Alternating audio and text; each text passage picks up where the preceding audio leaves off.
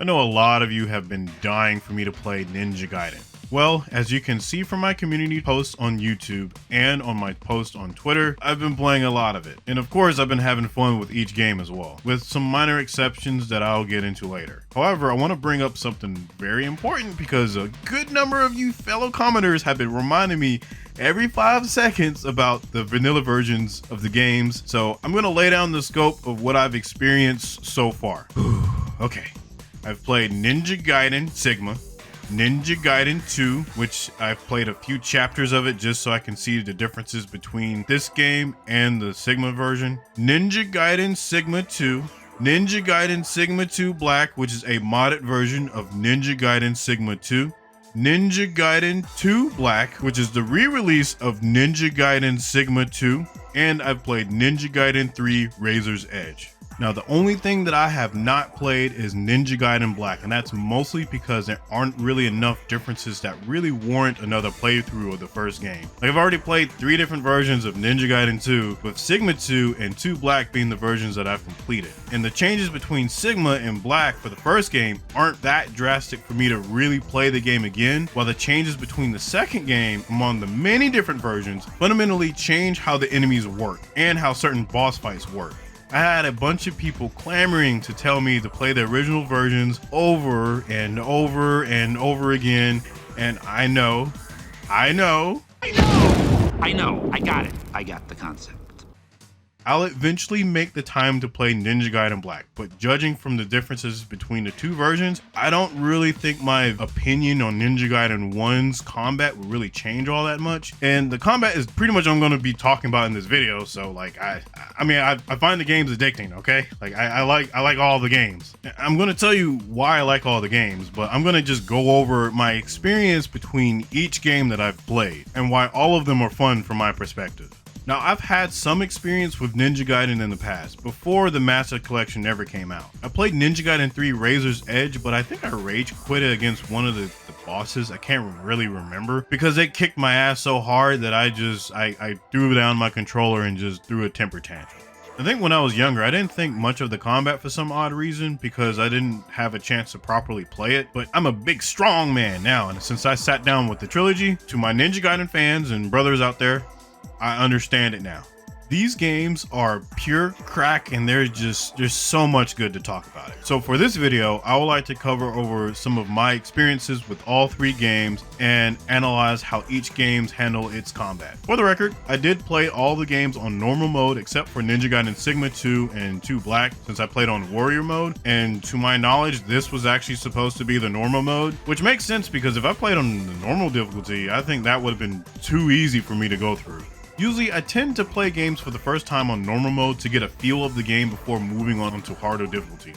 I don't like the idea of jumping headfirst into a challenging difficulty without fully understanding a game's mechanics. But anyway, let me tell you my experience with all 3 games. For Ninja Gaiden Sigma, while it isn't Ninja Gaiden Black, still offered a very wonderful experience to me when I played it. The level designs and enemy variety of this game was superb. Everything was just so freaking just so satisfying. But I will say, when I first dived into this game, I needed a few moments to get used to the control of Ryu. When I look back and compare this title to the other Ninja Gaiden games, those games felt very fast and very responsive, while Ninja Gaiden Sigma feels kind of methodical and precise. You don't really move as fluently as you do in Ninja Gaiden 2 or 3, but he doesn't really feel bad to pilot at all by any means. Dodging puts Ryu in this rolling animation, which prevents you from immediately moving afterwards. However, in the second game, he takes a small step forward while transitioning into a run. Ryu in Razor's Edge does this too, but he's given a really fast slide for a dodge. He also feels like he just hop up on like 12 energy drinks and just ready to crash out. Now, even though you can't move out of a dodge in Sigma 1, you can attack out of a dodge. You can also jump out of a dodge too. This rule transitions to all 3 games, so that's a plus in my book. I'm definitely not a fan of how wide Ryu turns though. Like, he built like a semi-truck. Like, you're telling me that this Super Ninja can do all kinds of acrobatic air tricks, but he can't turn on a dime? Dante would be laughing at him. And I guess the only reason why I'm pointing this out is because it can make platforming a little bit annoying to do. It's not as bad as it could be in some cases, but it would make it a lot easier if Ryu could just turn a little bit better. There's also Rachel that you get to play in this game, which she's not in Ninja Gaiden Black, and she's, I guess, okay to use. She's alright, but she's a little too slow for my liking. I'm not too fond of her gameplay overall, but I guess her plot is very eye-catching. Like, wow, she is breasted very boobly in these cutscenes, and they're not afraid to show it. With Sigma 1, I did notice how big of an importance certain abilities and combo strings are. If you're mashing random attacks against enemies, it won't be as effective as learning the moveset of your weapon while also countering moves effectively that enemies do. Because all of these ninjas, demons, and even security guards will mess you up. I've played my share of action games, but nothing really comes close in ruthlessness than Ninja Gaiden enemies, or unless it's a game that's sort of designed like a beat 'em up, I suppose, kind of like God Hand. In this game though, enemies will straight up block your attacks and weave around most of the launchers that you do only to counter attack you while you're hopelessly swinging away at them. And you know, I kind of like this because it makes enemies that much more challenging, and it tells you, no, you stop that, you fight like men. Enemies will swarm you if you're standing in place, forcing you to take action. If you're blocking, you'll eventually get your guard broken, or you might get grabbed. And some of you might say, well, you can just cheese the enemies. Well, yeah, you can find an exploit in any game in general, but in Ninja Gaiden, I can definitely say that there is difficulty when you play Ninja Gaiden because it urges you to acknowledge at least some of the mechanics that the game has, like utilizing countering to get enemies off of you, or using ultimate techniques to take out that one troublesome foe. I even made use of finishing enemies off the moment they fall on the floor, something I kind of discovered on my own. Same way when I discovered that Flying Swallow will also do this, which I love this move so much. It can be kind of irksome to use because the way that you have to perform it is that you have to make sure that you have a certain amount of space between you and the enemy, and you have to be in the right angle to perform it properly. And if you're off, you basically do a plunging attack and you land on the ground like a dumb little fella. But once when you understand how it works and how to perform it confidently, I definitely believe that it becomes one of the strongest tools that you can ever have at your disposal. But there's another tool that is also amazing, which are the shurikens. Surprisingly, you would think that these weapons aren't that useful, but I assure you they are really good. They're amazing because they allow you to keep enemies in check, depending if they have armor. When you throw out a shuriken, enemies will block or get staggered, keeping them in place. When you come to understand this, you can easily control the pacing of a fight in a very strategic manner. Like, they're very, very awesome. Also love how this game has wall running. I've always considered this to be the coolest thing that you can add in a video game, and Ninja Gaiden handles this very well. At least for most of the time. You can use wall running to distance yourself from enemies and then attack off the wall to do a Flying Swallow attack if you press the heavy attack or with the light attack button. I like the way that the first Ninja Gaiden game handles its combat despite being so used to the second game, since that was technically the first Ninja Gaiden game I got into, since I really wanted to play that first. I know it's kind of weird, but it's whatever. For its combat, you really don't focus on being stylish or perform flashy combos like you do in Devil May Cry. You're not worried about combos, you worry about trying to be efficient and surviving when you can. While you do have a ton of moves when you upgrade everything, these tools are more used for isolating enemies and repositioning Ryu in the process, like how you have certain attack strings that push foes away from you. This is the complete opposite of what I usually enjoy in action games. I generally like to style and mess around, but I've learned to really appreciate this game's combat and everything else this game has to offer, especially the music. Like, the music is really good. There is also a wide variety of creatures that you'll be slaying, kind of what I described earlier, ranging between rival ninjas to fiends and mechanically enhanced human soldiers. I found a lot of these guys to be fun to fight against. You know, I always find it funny, despite how many ninjas and fiends Ryu kills, you think that the ones who are watching their friends getting the snot beat out of them would sit there and stop. But here they are, sitting there like, "They ain't me, run them hands up." And then they just rush in only to get their snot beat out of them too. Some enemies were a little annoying, kind of like the motorcycle enemies. I hated fighting these guys. But you can deal with them relatively easy if you use ultimate techniques. And with Essence, your ultimate techniques charge faster. Also thought that the Black Spider ninjas were extremely tough to fight, but they kind of pale in comparison to whatever this guy is. I remember spending a lot of my patience trying to learn his attack patterns, only to realize that you could just counter him until he dies. I believe this wasn't really intended, but I guess it works. While I did play through Ninja Gaiden Sigma on normal mode, as of writing this script, I have started another playthrough on hard mode. and boy is it hard. Man, I got my tail whooped. However, witnessing the different enemy waves are completely awesome, and it really makes a repeated playthrough feel almost fresh. As I head towards the end of this game, I started noticing that I was getting less and less items to heal with, and man, this made fights so much harder compared to the beginning. I didn't even have a shop to spend all of the essence I had gained either, so for the last few bosses, my resources were stretched thin. And when I got to the last boss, I had to make sure that I played perfectly, otherwise I would die in a few hits, and man, it was kind of grueling. Some of the bosses were a complete mixed bag. Some of them were okay, but others weren't as good. I don't know what happened, but some of these bosses make bosses in Sonic games look good. Nah, I'm just joking, but yeah, no, seriously, some of these bosses definitely need some work. I think some of the best bosses were probably Mirai, Doku, and maybe the first encounter with Alma. The second encounter was pretty cheeks, but not in a way that stood out in front of the first fight, I'll tell you that much. And then there's a final fight with Mirai, and that's kind of perplexing. Maybe I need more time fighting this guy, but having to wait a very specific opening just to get my turn in is not all that exhilarating. He's hard, of course, and he destroyed me thoroughly, but he wasn't really fun and he didn't seem consistent. I even remember hitting him mid-combo and he countered me and I ended up dying because of it. You can see him flinching at the start of the combo and then he blocks it. What is that? Overall, every other fight that I had with a major threat was either lackluster or simply annoying to deal with, even on normal difficulty. Even if I spent time perfecting some of these bosses, I guarantee my opinion won't really change that much since the majority of them have gimmicks that I gotta wait for. And then there's some bosses where, depending on which weapon I use, it can make them very, very trivial. Speaking of weapons, I definitely really enjoyed the ones that I've used, especially when I started using the dual katanas. I actually find myself using them the most because of this one combo that leads into Flying Swallow. It just felt very satisfying to use, and it sets up for more opportunities to flow into other things. Either way, I really enjoyed my time with Ninja Gaiden Sigma, and I can't wait to play on hard mode, even though I'm going to get destroyed.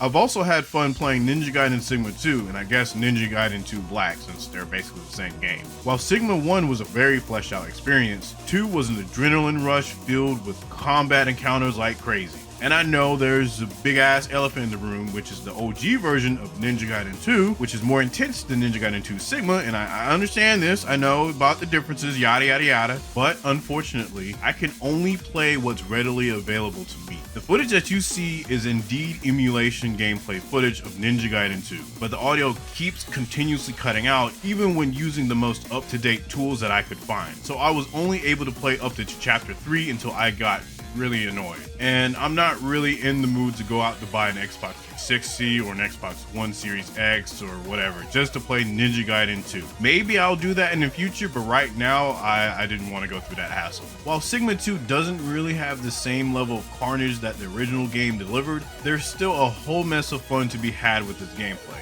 Oh yeah, there's more plot too. I forgot about that. Despite the glaring differences between the two versions on its enemy behavior and health, the game is relatively similar in combat feel. Ryu handles more like a ninja in this game compared to Ninja Gaiden 1, where he seems to be poorly emulating Sonic the Hedgehog, because he's rolling. All jokes aside though, Ninja Gaiden 1 handles great, but Ninja Gaiden 2 feels like a direct improvement. Animations feel more reactive and quicker, allowing you to transition between various moves with less effort. Combined with more enemies in this game, this gives fights more a frantic experience as you figure out which ninja or fiend that you need to take out first. However, just experiencing just a smidgen of the vanilla version in Ninja Gaiden 2, some of these enemies feel like the health of a Proto-Angelo in Devil May Cry 5. I find it odd how a ninja can survive a combo that leads into an ultimate technique and yet still come out unscathed and ready to throw some hands. And this isn't to throw shade at Ninja Gaiden Sigma 2 at all, but it's kind of weird that ultimate techniques are shrugged off for no reason. Oh yeah, that reminds me, the ultimate techniques in this game are just amazing. Like, they are so flashy and fantastical. Anytime that I get the chance, I will try to pull off an ultimate technique because they're so cool to look at. And seeing the differences between each weapon that you use for the ultimate techniques, it's just nice to look at, man. The weapons in this game were also more fleshed out compared to the first game too, each of them gaining more moves than the previous game, and man, I acted like the little kid in the candy shop because all of these weapons were fun to use. While I enjoyed the dual katanas in Ninja Gaiden 1, Falcon Talons and Tonfas were my personal fave to mess around with. The Tonfas have a mechanic known as Heavenly Justice that allows you to quickly dodge after performing an attack. After using this dodge, you have the ability to perform additional moves that can also lead back into Heavenly Justice. I freaking love this weapon. There's also the Viguian? I don't know. The flails. Those weapons were also pretty neat too. Because I like these weapons so much, I wanted to learn more about how to approach fights properly. Ninja Gaiden Sigma 2 is when I truly began to understand the flow of Ninja Gaiden's combat. It's also when I really started appreciating the finer details that could elevate my own gameplay even further. Controlling the pacing of a fight is a very fundamental skill when deciding how to approach tougher encounters. The original Ninja Gaiden 2 makes this even more vital with its punishing level of aggression. What's frustrating is that Ninja Gaiden Sigma 2, or Ninja Gaiden 2 Black, depending on which version you're talking about, is easily the least challenging entry in the series. Its hard mode is actually more forgiving than the normal mode of Ninja Gaiden 3 Razor's Edge and the first Ninja Gaiden game. That's not to say that the game is a complete cakewalk, but compared to the rest of the series, it's definitely on the easier side. And again, this is only referencing the normal mode of Ninja Gaiden. I know that there's Mentor mode and Master Ninja, and I'm sure that's pretty hard. But yeah, I find it weird that the normal mode of Ninja Gaiden Sigma 2 is easier than Ninja Gaiden 1 or Ninja Gaiden 3 Razor's Edge. But maybe they wanted to cover a larger audience, but I'm not entirely sure. Which makes sense because when I played on Ninja Gaiden 2 on Mentor mode, I got my ass blown to smithereens like a Looney Tune character. And that was just the first fight. I was looking scared, confused, I didn't know what was going on. After that first fight, I just turned off the game, started trembling, and went back to my hidey hole of Devil May Cry.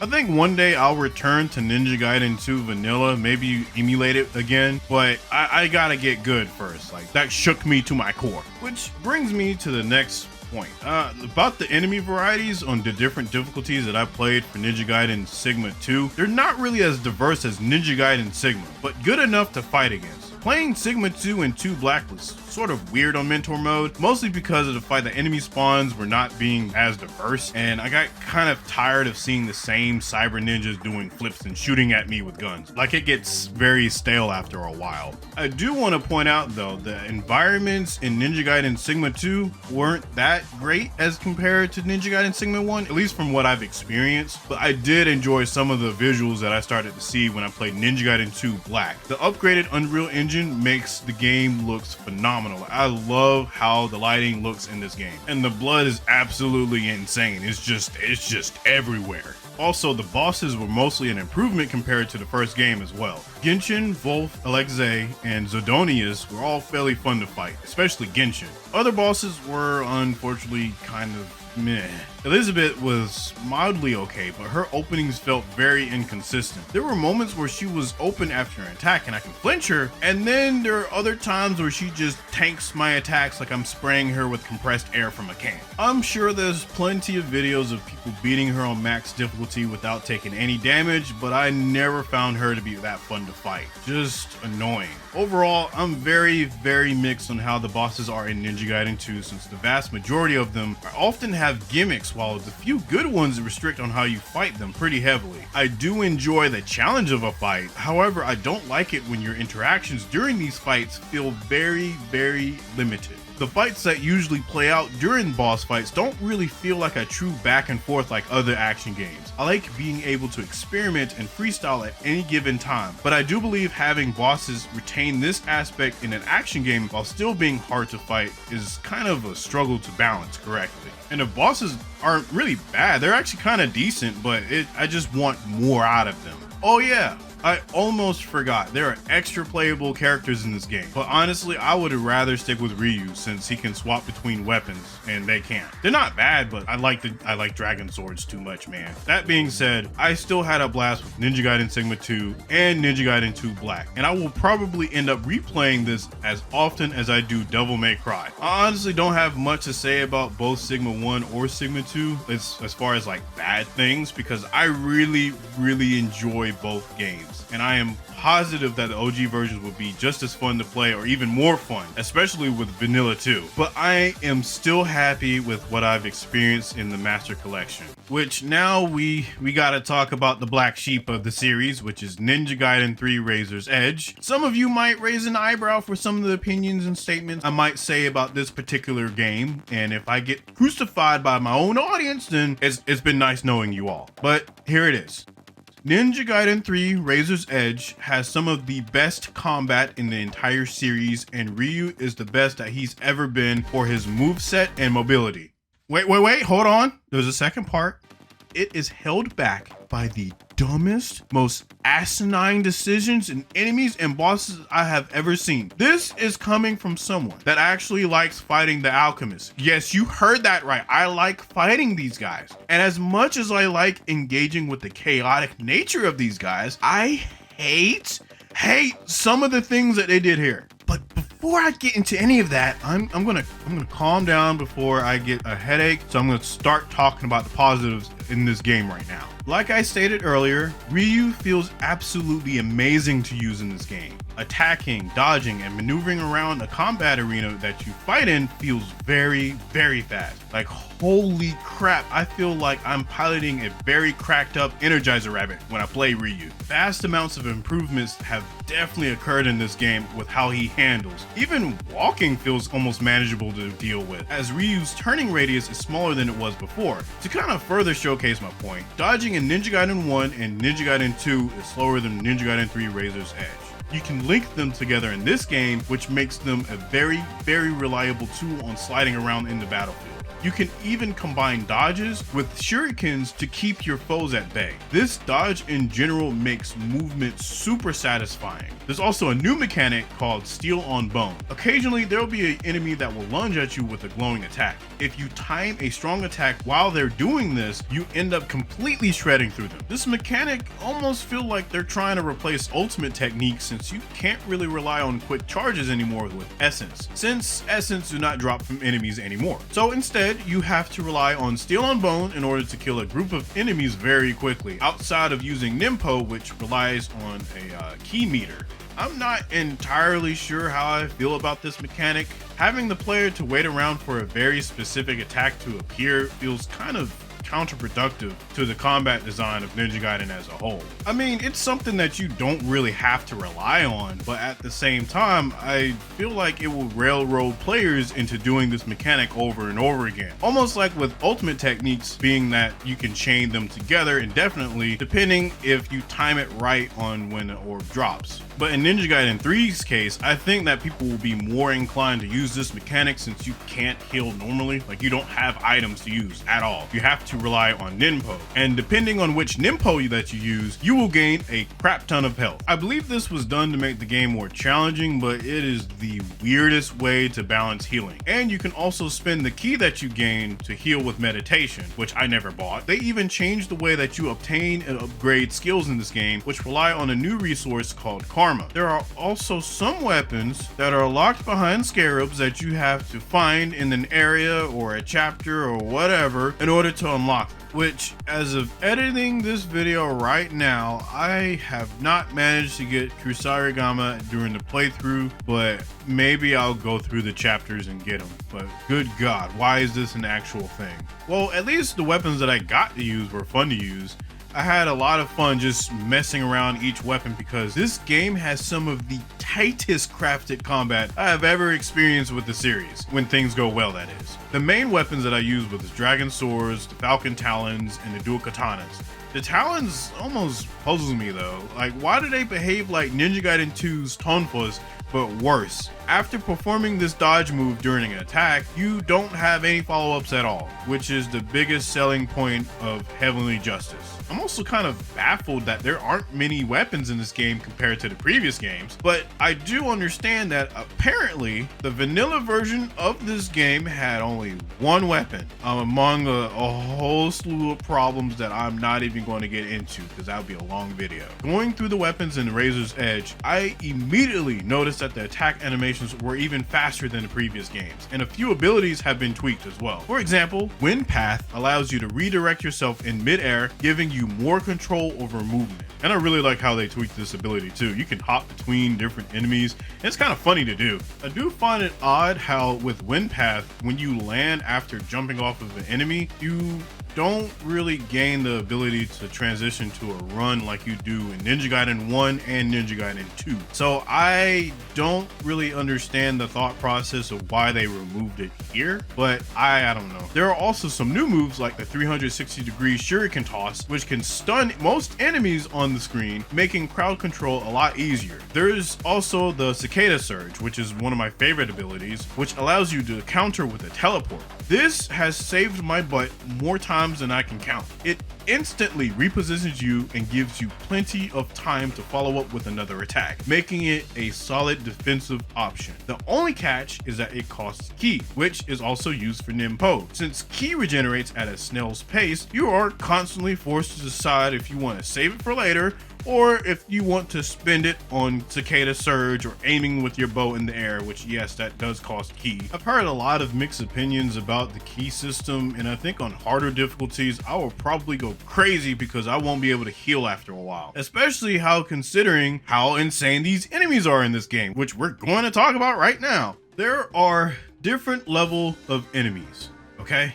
There are the normal grunt enemies that are relatively fodder. You can hit them and they might dodge 1 or 2 hits, but they can be easily dispatched. Next, there's basically the ringleader that become more of a threat because they dodge around your attacks multiple times and then you have to bully them into submission. These guys, to me, are fun to fight because they provide a challenge and they make me actually want to switch up my moves if something isn't working properly. And I kind of noticed that if I switch up my attacks, they'll usually be caught up in some way, but it feels almost random. And I don't blame people for constantly complaining about them either. But then there are the chimeras and the alchemists, which are kind of reaching into the no fun zone. They're not quite there, but it's pretty close. They will dodge or block most of your attempts on attacking them, and it can be kind of difficult to lock them down, almost like swatting a mosquito on a hot summer day. But it is manageable when you use your upgraded bow and focus on heavy attacks specifically for alchemists. Where I draw the line is with these last 2 enemies. There are the sword alchemists and the proto goddess enemies that you fight, and that's when I put my controller down and pray for Itagaki's return, which I know that won't happen, but I might as well do that instead of fighting some of the most aggravating crap ever. They act just like their initial mini boss counterpart and they will tank hits while attacking you. They also have more health than a regular enemy, so good luck on trying to kill them. Oh, and that's not even the worst of it, because the bosses are kind of trash in this game. Yes, I'm up to that point in the video where I start getting mad because I can't believe how stupid some of these boss fights are. From the start, I fight a giant ass mechanical boss spider that is boring as hell. Then I fight the Regent of the Mask, which is kind of fun, but then you basically fight him like 4 different times. Then you fight some other bosses and that's whatever. But then you fight the fucking dinosaur. And this is the one thing that I remembered when I played Razor's Edge, is fighting this cursed cockeyed creation. What mad scientist takes a T-Rex, installs biomechanical parts and nanomachines on it, forces it to fight a super ninja that's already hopped up on coke, then forgets to train it not to slam its head on the ground like a bored toddler? I can't fucking deal with these bosses, man. Seriously, the only good boss is the Regent of the Mask and the doppelganger fight. Proto Goddess was difficult, but it felt like I'm fighting the recoil of me hitting a wall. Every attack string that I do leads into the boss trying to take a quick swipe at me, only to block and dodge and repeat the process over and over and over again. I honestly believe that the presentation of these boss fights as a whole lacked spectacle and diversity, which makes these fights feel boring and repetitive, even if they're challenging to fight against. I just want them to have more variety while still being challenging. This has been done in almost any action game that I can ever think of, like DMC 3 with Virgil or God Hand with Azael. So I'm sure Ninja Gaiden has the capacity to make boss fights more interesting, and that isn't to say the boss fights are bad. I just want more out of them. All right, so okay, where was I again? All right, okay, bosses, right, bosses. This one sucks. This one really sucks. And I want to shake the motherfucker who made this boss, who designed this, because this boss tested every bit of my patience. This is arguably the worst boss in Ninja Gaiden.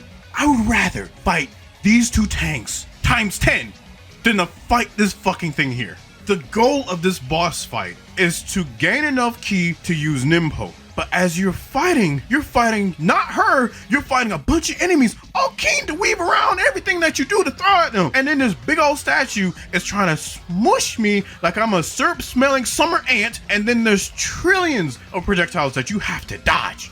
Bravo, Team Ninja. Bravo. Congratulations, you pissed me off. It's a shame too, because I enjoy fighting the enemies on their own, but this is where I draw the line. I was almost about to put the game on hero mode just for this one part, but I stomached it and I pushed on through and I succeeded in the name of God. And by the glory of grace, I did it. I beat this game and I said, never again. There is actually so much good in this game when it comes to its combat that it gets dragged down by all the other things in this game. The environments look like crap. The story is crap. The bosses could be a lot better, but the majority of them are crap. And it just sucks too, man. Like I want to really love Ninja Gaiden 3, but there's a lot of things that are holding it back. So as it stands, where do I rank up these games side by side? In terms of the Master Collection for 1, 2, and 3, I think 1 is the best experience with its campaign because how well the level design is. With some minor exceptions, I think the Aqueduct could have been a little bit better, but I loved 1 as a whole. But the combat encounters that I had to deal with in 2 were just, it was awesome. It was amazing. 3 has its flaws. Believe me, it has its flaws. But I do enjoy how Ryu controls and what's capable with this version of him. But of course, I don't like it more than 1 or 2. Like 3 is a huge step down in a lot of different areas. It's still solid on its own, and I believe I will keep playing it here and there while I'm playing all 3 games. But there's a lot of things that it just really bugs me about it. Between all 3 games though, when I just picked up my controller to play them, something just resonated with me about this combat system. Like it just, I can't describe it, but the way that everything kind of transitioned from one state to another feels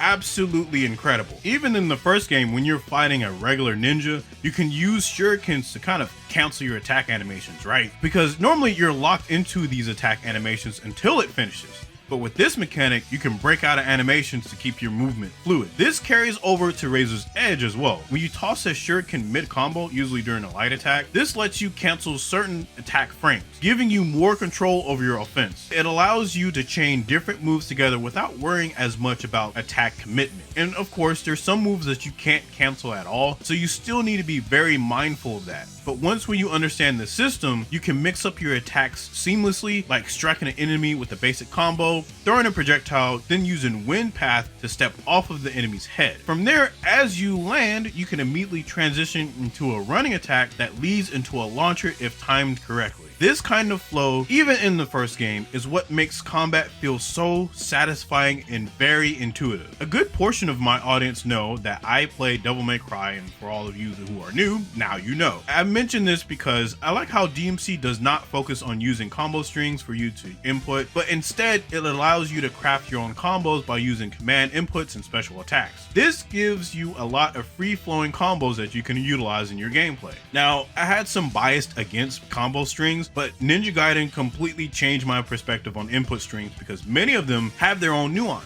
Some of them can be a little bit repetitive, but I like how they function, especially with Ninja Gaiden's approach on combat, forcing the player to quickly adapt to the enemies that they fight and having a more grounded approach on fighting. Utilizing your tools become more of a necessity to survive rather than just an option. And if you get good enough, you can actually style in this game. Playing through this series made me really appreciate Ninja Gaiden, and I'm again going to continue to play these games for a long time. And who knows, I might make more videos about it in the future, but we'll see. Anyway, I think I've said my piece. I'm going to play a whole bunch of Monster Hunter Wilds now since I've been kind of neglecting my duties as a hunter just so I can work on this video. But I'm glad you guys took the time to watch this video, and I really appreciate it as usual. And I will see you all next time.